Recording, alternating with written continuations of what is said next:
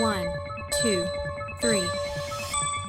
Hogan Lovells presenta Abordando Derecho, un espacio de reflexión e intercambio de ideas sobre temas jurídicos. De la mano de nuestros invitados especialistas en diversas ramas del derecho, abordamos tópicos de relevancia para la comunidad en general de forma directa y puntual. Bienvenidos y preparados. En este podcast vamos abordando derecho. Este episodio de Abordando Derecho se centra en el tema de las startups, las cuales funcionan con esquemas de financiamiento y modelos de negocios muy diferentes a los tradicionales. Si bien no existe una fórmula estandarizada para que una startup alcance el éxito y sobre todo logre mantenerse ahí, hoy es importante que las compañías rompan con los estereotipos que ya han sido utilizados. Hoy nuestro invitado es Federico de Noriega, socio de la firma Hogan Lovells y conocedor del financiamiento de startups.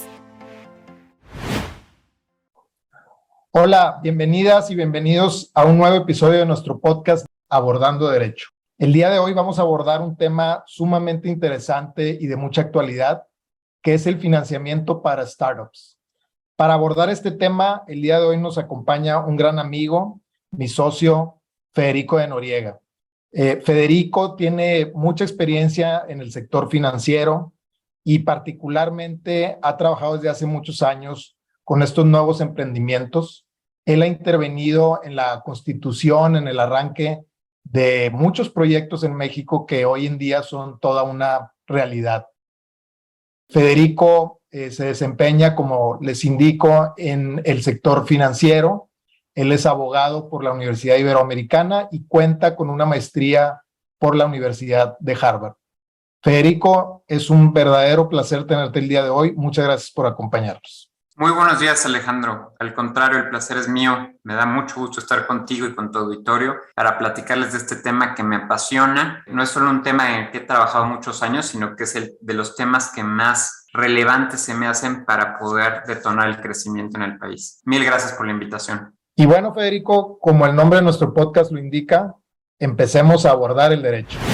Vamos a entrar al tema de hoy, Federico. Sabemos que en el mundo existen grandes ideas de negocio, pero realmente son pocas las que llegan a concretarse. Y esto pues obedece principalmente a una falta de acceso a capital o a financiamiento. Sabemos que en ocasiones los modelos tradicionales, los modelos bancarios, pues no responden necesariamente a las expectativas de estos emprendedores o no les dan el acceso que necesitan. Sin embargo, pues también sabemos que hoy en día existen modelos de financiamiento novedosos. En términos generales, platícanos, ¿qué se considera que es una startup para ubicarnos dentro del tema? ¿Y cuáles serían las principales fuentes de financiamiento para una empresa de esta naturaleza?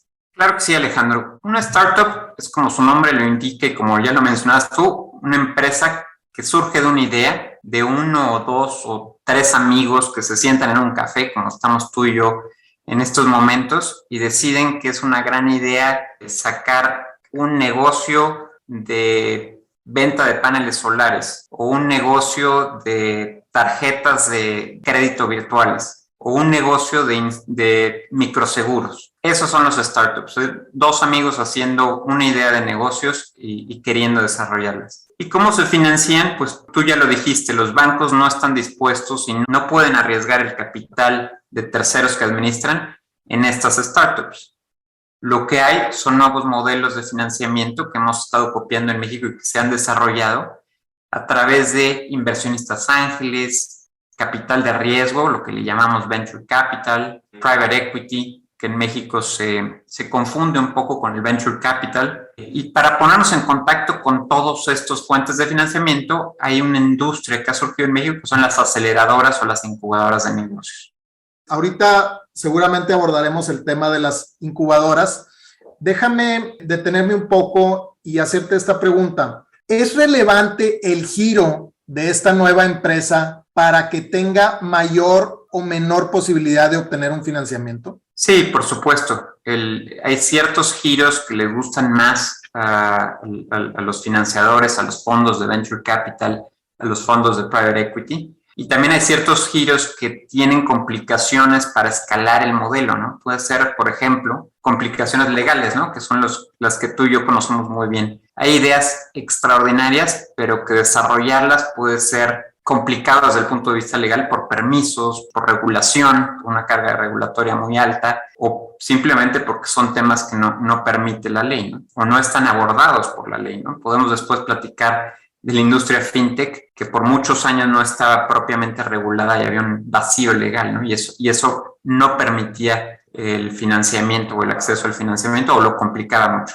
Sí, lo entiendo y me imagino que ha de haber sido verdaderamente un reto en muchos de los casos. Federico, llévanos un poquito de la mano, menciónanos las principales fuentes de financiamiento, estos modelos novedosos, así un poquito para que nuestro auditorio tenga una idea de cuáles opciones existen por ahí afuera en el mercado. La primera opción que tiene todo emprendedor, pues es Friends and Family, ¿no? Su familia y sus negocios. Pero esa opción se agota. Lo que debe seguir, lo que naturalmente sigue, es buscar a inversionistas ángeles. ¿Quién es un inversionista ángel? Pues puede ser tú, Alejandro, que dices, voy a abrir mi cuenta bancaria para apoyar a un emprendedor y arriesgar un poquito de capital, pensando que muy posiblemente lo voy a perder, y ni modo, pero quiero apoyar este negocio, se suena bien. Los inversionistas ángeles ya se han institucionalizado un poco más en México, se forman family offices, se forman clubes de inversionistas ángeles, pero es esencialmente alguien que está dispuesto a invertir en riesgo y que pide pocas cosas a cambio. No es un amigo que te pone dinero, pero tampoco es el siguiente paso, que ya es un fondo de capital de riesgo, que ya son fondos que administran dineros de terceros, que son sus inversionistas y que ya tienen una responsabilidad fiduciaria más grande, ¿no? Tienen que reportarle a esos inversionistas y como tal te van a exigir más cosas a ti, emprendedor, te van a evaluar tu empresa, van a probar tu modelo, te van a pedir condiciones económicas y legales fuertes, ¿no? Idealmente en cualquier modelo o en modelos en naciones más desarrolladas, la última fuente de financiamiento, después de los fondos de capital de riesgo y los fondos de capital privado, pues es la bolsa de valores, ¿no? Y poder salir con una IPO a la bolsa de valores.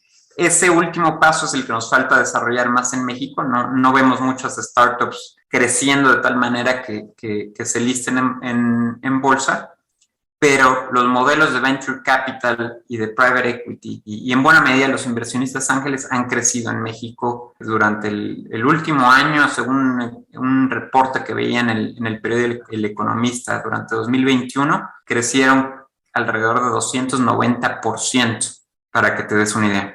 Increíble, sí, y qué bueno, eso creo que es una magnífica noticia para todos los emprendedores y emprendedoras que tenemos en el país. Federico, nos mencionabas y según te entendí, conforme vas, digamos, subiendo en esta escalera de posibilidades de financiamiento, empezando con tus cuates, tus familiares, a terminar hasta fondos pues ya establecidos, muchas veces me imagino que son fondos internacionales, etcétera, pues obviamente el grado de exigencia se va incrementando. Hablando de los fondos de inversión, y quiero hablar de esta figura en particular porque, como nos acabas tú de mencionar, es la que ha crecido sustancialmente en México, ¿no? Entonces, estos fondos de inversión a los que yo puedo acudir para obtener el financiamiento, típicamente, ¿qué es lo que te exigen a cambio?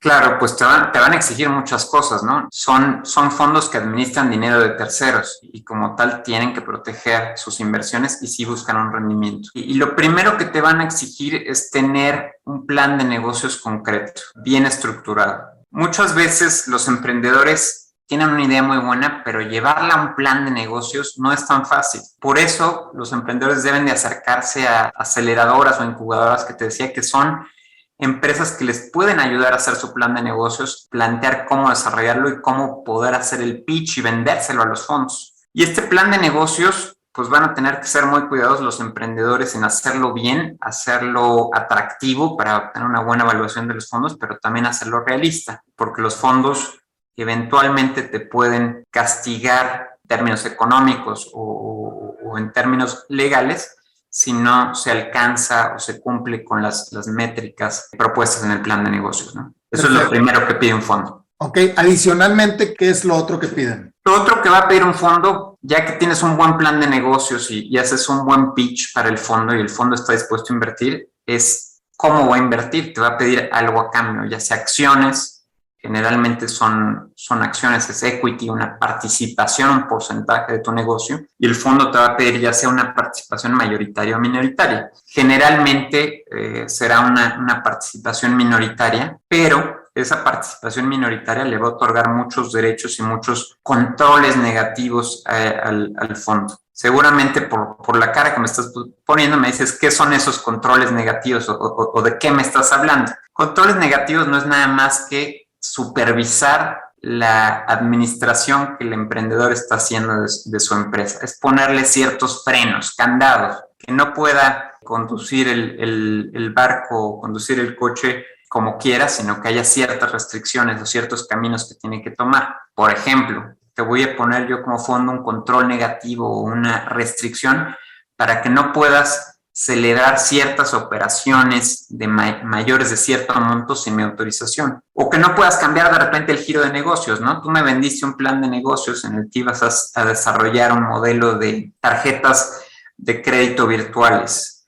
O me vendiste un negocio en el que ibas a desarrollar tiempos compartidos o fraccionamiento de propiedades, y de repente el emprendedor que está haciendo fraccionamiento de propiedades resulta que quiere llevar la empresa a vender cafés porque le dieron un muy buen negocio de cafeterías. Bueno, el fondo va a decir, no puedes hacer eso sin mi autorización. Yo te compré un modelo de negocio. Tampoco te puedes endeudar demasiado sin mi autorización. Ciertos controles para que la administración sea debida y siga por un camino, ¿no? Sí, y pues la verdad es de que se escucha bastante razonable que el fondo que está arriesgando, que te está acompañando y que, como dices tú, tiene que además responderle a sus inversionistas, pues establezca este tipo de controles. Federico, me imagino que no hay una fórmula única para una nueva empresa. Me imagino que cada historia es distinta y no se tiene que seguir una línea. En ese sentido, y conforme lo hemos platicado, estos niveles de financiamiento, desde a lo mejor los menos formales hasta los más formales, ¿es preciso que se siga ese orden? ¿O cómo recomendarías tú evaluar qué tipo de financiamiento buscar? No es preciso seguir ese orden, es un orden natural. ¿Por qué? Pues porque tú naturalmente vas a financiar primero, vas a buscar a tu familia y a tus amigos para darte el primer empujón, y después de buscar a tu familia y tus amigos, pues vas a buscar un inversionista ángel que pueda tomar algo de riesgo y que sea dinero de su propio bolsillo el que esté invirtiendo, ¿no? Y como es dinero de su propio bolsillo, pues no tiene tanta responsabilidad más que a sí mismo, ¿no? Para el inversionista, y no te va a exigir tanto. Pero obviamente pues, te puedes saltar pasos, y después de haber acudido con tu familia, o si tu familia no quiso financiarte y tus amigos no quisieron financiarte, pues te puedes ir directo a los fondos de capital de riesgo, a los fondos de venture capital o de private equity. En México la distinción entre venture capital y private equity es delgada, es una línea delgada, no es tan clara como en otros países, y es posible irte directo. ¿Cuándo te recomendaría saltarte a los inversionistas ángeles? Pues cuando ya tienes un modelo de negocio muy claro, cuando realmente no necesitaste de alguien que te orientara en hacer ese modelo de negocios, cuando tienes tus números, tus proyecciones, y cuando realmente ya lo único que te falta para escalar tu negocio es dinero. Pero ya tienes muy claro a quién va enfocado tu negocio, cómo lo vas a desarrollar, cuáles van a ser tus canales de distribución, etcétera, etcétera. Y ya estás listo para hacerle un pitch a un fondo que sí te va a exigir más cosas y que te va a mirar con lupa, ¿no? Sé que en ocasiones no solamente acudes con un prospecto financiero, sino que realizas, de hecho, una ronda de financiamiento donde probablemente te preparas como nueva empresa, como startups, y sales al mercado a buscar no solo con un fondo o con dos, sino con varios. Y obviamente quieres presentar tu mejor cara. ¿Qué recomiendas tú que cuide una startup cuando va a buscar esta ronda de financiamiento? Por supuesto, he hablado mucho ya del modelo de negocios y el plan de negocios, indispensable cuidarlo, pero también casi tan importante es cómo desde el punto de vista legal vas a desarrollar ese modelo de negocios. ¿Es viable legalmente? me permite el marco regulatorio actual desarrollar mi modelo de negocios y qué costos va a tener. Vuelvo al ejemplo de las fintechs, de lo que habíamos hablado. Las fintechs por mucho tiempo vivieron en un vacío regulatorio. Hoy en día, como sabes, ya existe una ley fintech y bueno, ya tenemos un marco regulatorio padrísimo, ya sabemos cuál es el camino, pero ese camino es difícil y requiere un proceso de autorización complejo con las autoridades financieras en México. Complejo y tardado, que me va a costar abogados, que me va a costar terceros, peritos, desarrollar software, desarrollar tecnología. Entonces, tengo que ver si esa carga regulatoria, ese tiempo que me voy a tener que perder tramitando permisos, obteniendo permisos, desarrollando tecnología, cumpliendo con la ley, realmente es sustentable, ¿no? Que mi modelo va a poder seguir adelante y soportar toda esa carga regulatoria. Tengo que tener un plan muy claro de cómo lo voy a hacer jurídicamente viable para llevarle a los potenciales inversionistas. ¿Qué debo de tener también para presentarle a los inversionistas? Pues cuál es mi gobierno corporativo, ¿no? ¿Cuál es mi management? Además de yo como emprendedor, ¿quién es mi equipo? ¿Qué han hecho? ¿Qué experiencia? ¿Qué currícula tienen? ¿Qué están trayendo a la mesa, ¿no? Si yo soy un ingeniero, bueno, pues ¿quién me está apoyando desde el punto de vista de marketing? ¿Cómo voy a hacer el branding de mi producto? Si yo soy un abogado que estoy trayendo parte del negocio y lo desarrollo, bueno, pues ¿quién me va a desarrollar mis sistemas informáticos, etcétera, ¿no? O sea, traer un buen equipo que juega cada quien en ese equipo y cómo están incentivados para quedarse y seguir formando parte de ese equipo, ¿no? Ahí entran, por ejemplo, cómo he hecho planes de acciones y cómo les he ofrecido a mi equipo ser parte del negocio, ¿no? Para incentivarlos. Abordando Derecho. Federico, antes de continuar con el tema del día de hoy, que es el financiamiento para startups, platícanos un poquito acerca de ti. Sabemos que eres socio de Hogan Lovells y sabemos que eres uno de los socios más jóvenes, de hecho, de la firma a nivel mundial. ¿Cuál ha sido tu historia? Gracias, Alejandro. Mi historia en la firma ha sido una historia, la verdad, muy, muy padre y muy emocionante. Llevo 20 años trabajando en esta firma. Entré a los 19 años y ha sido prácticamente mi casa, mi familia, y aquí me he desarrollado desde el principio, salvo un tiempo que pasé fuera de México, ¿no? ¿Y cuál ha sido mi historia? Pues ha sido una historia de mucho trabajo, participando en transacciones muy interesantes y de muy diversas industrias. Muy temprano en mi carrera empecé con las startups. Yo creo que por eso me gustan y me gusta el tema. Trabajé en desarrollo y en asesorar a algunas startups que hoy en día ya son compañías muy establecidas. Voy a citar un ejemplo: Kitsania, seguramente muchos lo conocen. Empezó como la ciudad de los niños. Fue uno de los clientes con los que primero trabajé y empezó con una startup, ¿no? Una idea de algunos emprendedores. Pero bueno, también así he tenido oportunidad de trabajar en muchas otras industrias y en transacciones más o menos complejas, ¿no? Pero también he tenido muy buenos amigos en la firma y muy excelentes mentores que me han dedicado tiempo y han sido realmente el motor de mi desarrollo, que me han acompañado en este proceso, ¿no? Y es gracias a la gente la que me pude desarrollar y me he mantenido tanto tiempo aquí, ¿no? Casi toda mi vida profesional. Muchas gracias, Federico. Y sin duda una de las características de esta firma es precisamente la calidad de su gente y este sentido de familia, ¿no?, que existe. Abordando Derecho.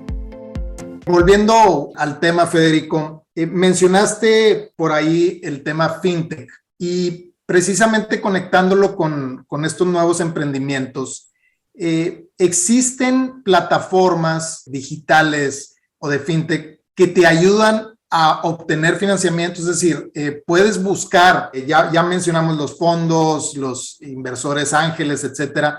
¿Se puede a través de esta tecnología también buscar algo de financiamiento? Claro, y es otra fuente de financiamiento a la que no me había referido. Qué bueno que lo traes a luz, pero es muy correcto lo que dices. Hay lo que se conoce como crowdfunding y que la ley de México conoce como financiamiento colectivo. ¿Y qué es esto? Pues son plataformas de internet que te acercan a un potencial inversionista con un potencial negocio o con un emprendedor. Y este financiamiento colectivo puede ser de diversas formas. Puede ser poniendo dinero en préstamo o poniendo equity o incluso donando, ¿no?, para un proyecto, ¿no?, haciendo un donativo. La plataforma lo que hace es poner en contacto al inversionista que puede ser tú, puede ser yo, que estoy dispuesto a ponerle, no sé, una cantidad menor a un proyecto. La plataforma me pone en contacto con diversos proyectos y le cobra obviamente una comisión al proyecto por juntarle esos inversionistas o por ponerlo en contacto con los potenciales inversionistas, ¿no? Sí, definitivamente esta es otra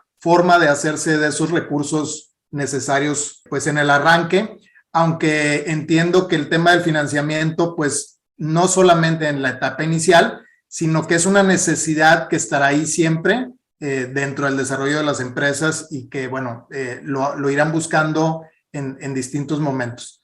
Federico, para terminar, creo que me llevo yo algo muy interesante, que es que en México y en otros países de Latinoamérica y del mundo, hoy en día, afortunadamente hay opciones, hay alternativas para que estas nuevas ideas se puedan finalmente concretar y obviamente beneficiar en general a la comunidad. Sin embargo, pues también el hecho de que existan muchas opciones, algunas de las cuales se escuchan como muy sofisticadas. Por ejemplo, yo sí soy un nuevo emprendedor y empiezo a escuchar de fondos de inversión, de venture capital, de rondas de financiamiento, pues me puedo sentir un tanto abrumado, Federico. Entonces, ya nos mencionaste que están estas instituciones, las aceleradoras, las incubadoras, donde precisamente asesoran a los nuevos emprendedores a montar el negocio, a concretar un poquito la idea. Adicionalmente a estos asesores, ¿a quién podemos acudir en esta etapa temprana que nos dé esa calma que necesitamos y que nos abra el panorama de cómo tenemos que ir avanzando? Pues déjame hacer un poco de marketing propio y te voy a decir a los abogados. Yo creo que es importante que los emprendedores también se acerquen a los abogados y hago marketing a la profesión, porque podemos ser quienes les expliquemos cómo van a funcionar, cuál es la mejor fórmula para acercarse a un inversionista y presentar el plan legal y qué términos y condiciones legales ofrecerle a esos inversionistas y hasta dónde ceder, ¿no? en lo que piden los inversionistas. Podemos dar la perspectiva a los emprendedores de qué es lo que generalmente piden los inversionistas, cómo poder acceder y cuál es el riesgo de acceder en eso, ¿no? Independientemente de que también conocemos los términos y conocemos los medios y conocemos algunos de esos fondos que estarían dispuestos a invertir, ¿no? Pues Federico, muchas gracias de nuevo por estar aquí con nosotros. Nos quedamos pues con unas muy buenas ideas hacia el futuro. Esperamos tenerte por aquí de nuevo. Muchísimas gracias a ti y a tu auditorio, Alejandro. Ha sido un placer estar con ustedes y me parece un tema fundamental, interesante, apasionante y ojalá y podamos ayudar a muchos emprendedores a hacer crecer su negocio y a muchos inversionistas en invertir y en creer en estos emprendedores. Gracias, Federico. Oye, y si el auditorio te quiere contactar, ¿cómo pueden hacerlo? Claro que sí, mis datos completos están en la página de internet de Hogan Lovells o también me pueden buscar en LinkedIn como Federico de Noriega Olea. Me dará mucho gusto recibir sus correos. Fantástico. Gracias, Federico. Y a todo nuestro auditorio, muchas gracias por acompañarnos. Nos escuchamos pronto. 1, 2, 3. Gracias por acompañarnos en este episodio Abordando Derecho. Los invitamos a suscribirse y seguir nuestro podcast en su plataforma de preferencia. Nos escuchamos en el próximo episodio. También nos pueden encontrar en nuestra página web hoganlovells.com, en Twitter como Hogan Lovells Mex y en LinkedIn como Hogan Lovells México. Hasta pronto.